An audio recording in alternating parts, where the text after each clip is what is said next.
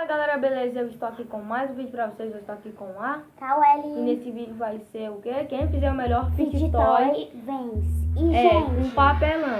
gente, e olha o que a gente fez. A gente criou um novo TikTok. E se vocês quiserem seguir a gente, galera, vai lá. É mundo do KKKK 3K. Mundo KKKK 3. Você vai lá. Vamos lá, galera. Gente, a gente vai fazer esse de abacate. Gente, a gente vai mostrar quando a gente terminar.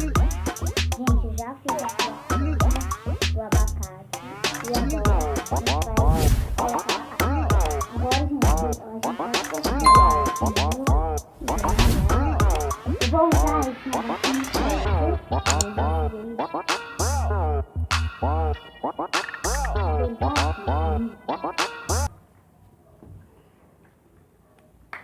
Pode colocar cola, mano, você tem que colar também, cola. Deixa eu cortar logo aqui o meu, gente. Pra mim, poder deixar.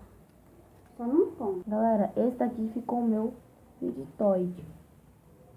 Ficou um pouquinho bom, que ele ainda tá secando. E agora é a vez da Caueli mostrar. Gente, já acabei. É assim que ficou meu Fit Toy, ó. Fiz umas bolinhas brancas na parte vermelha.